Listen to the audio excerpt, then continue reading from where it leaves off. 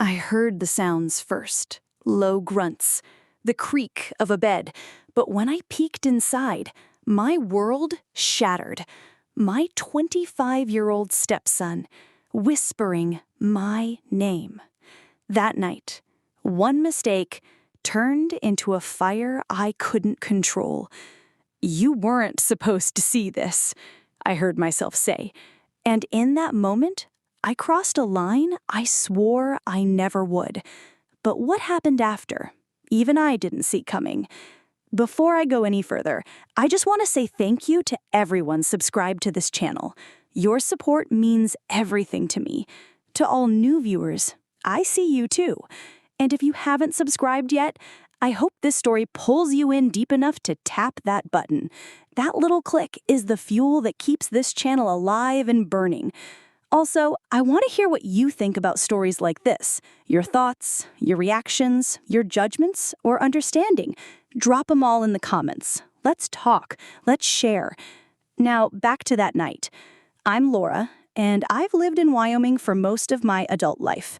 Small towns like this keep secrets buried under sagebrush, wind, and silence. I married Henry when I was 42. He was a rugged, graying man with a farmer's hands and a teacher's voice. Strong, respected, but emotionally distant. He had a son, Ethan, from a previous marriage. When I met Ethan, he was only 14, all lanky limbs and shy smiles, polite, reserved. But as the years passed, the boy grew into a man. A tall, broad-shouldered, quiet, smirking man. Henry and I stopped touching each other 3 years ago. No affair, no fight, just a slow retreat into separate rooms, separate routines, separate lives. I stayed out of duty, out of habit, out of fear. Ethan had come home for the summer, fresh from college, saying he needed time to figure things out. I let him stay in the spare room, but somehow, day by day, we kept crossing into each other's space.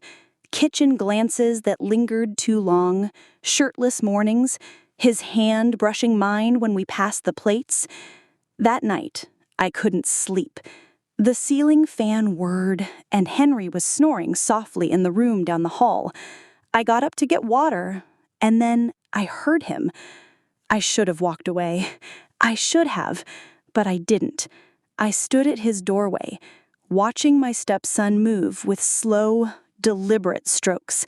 My name slipped from his lips like a secret he'd whispered 100 times before. And when he saw me, I wanted to feel guilty, but guilt didn't show up that night. It came later, much later. Because what I didn't realize in that moment was that I had awakened something in Ethan, something darker, deeper, and more dangerous than I was ready to handle. The next morning, the house was too quiet. Henry had already gone out to the fields, as he always did around 5:30 a.m.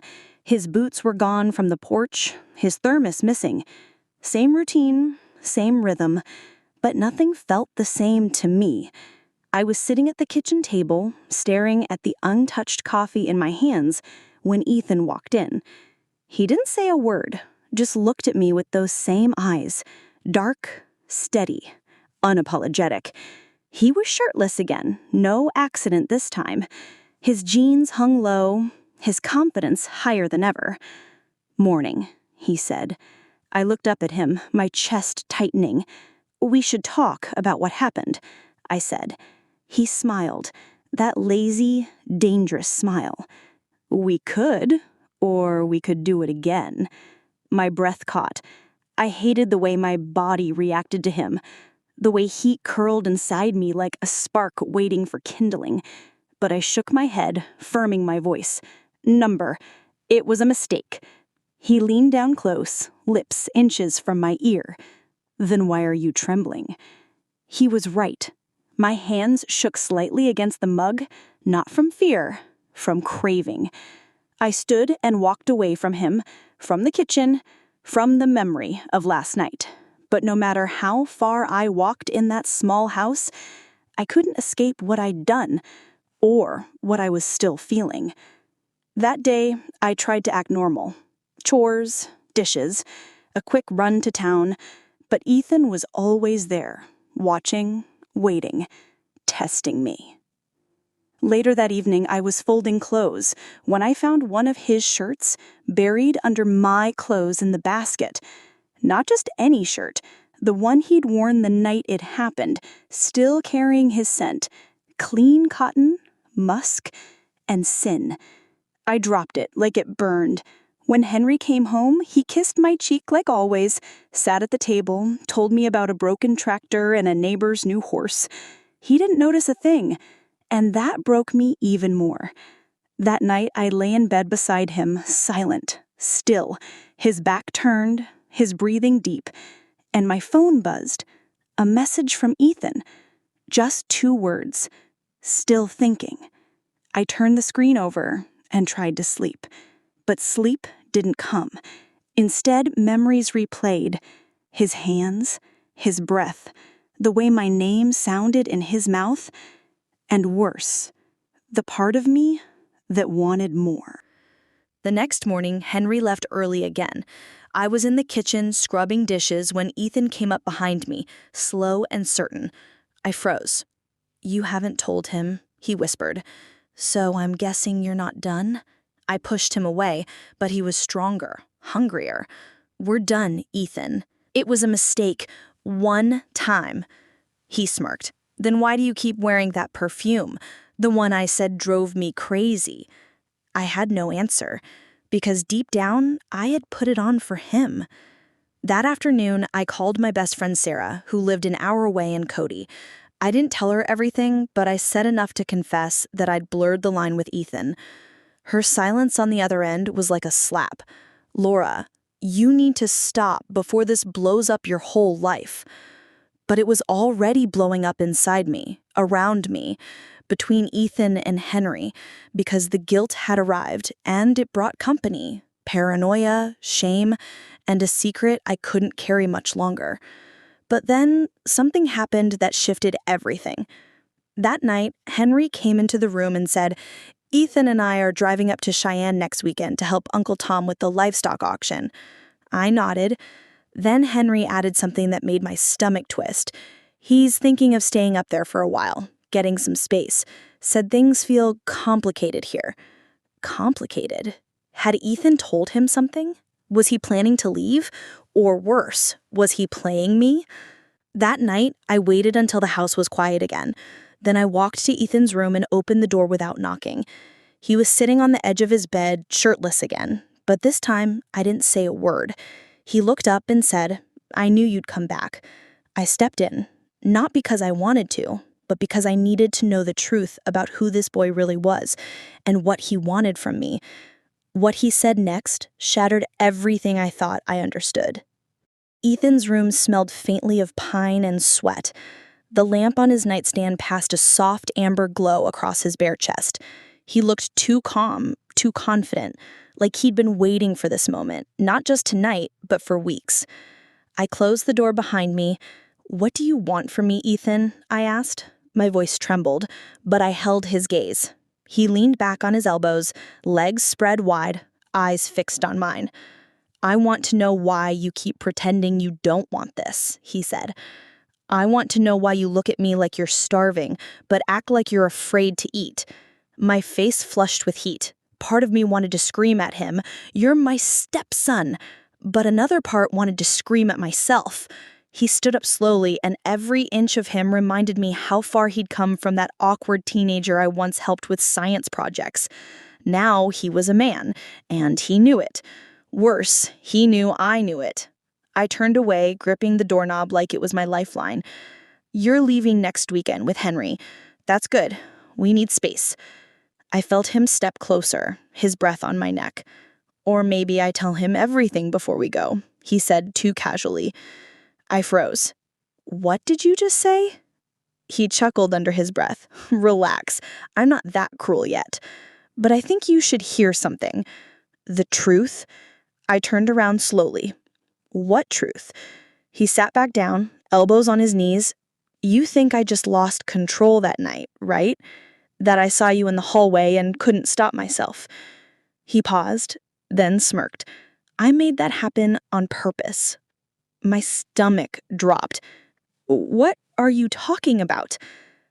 "I left the door cracked so you'd hear. I whispered your name because I knew you'd be up. I knew Henry would be dead asleep. I wanted you to walk in. I wanted you to see what you'd been pretending not to look at for months." I couldn't breathe. "I saw how you looked at me in the mornings. The perfume, the dresses with the low necks, the lingering touches when you walked past. You were just as guilty before anything ever happened." My heart was pounding. "You set me up?" I asked. He shrugged. "I gave you a choice. You made it." My knees buckled slightly, and I sat on the edge of his bed, stunned. He hadn't just seduced me. He'd manipulated me, played me like a fool. And the worst part? He wasn't wrong. I had noticed him, watched him, craved him. And that first night, I had made a choice. "What do you want from me now?" I asked, my voice barely a whisper. He leaned in close, cupped my jaw gently.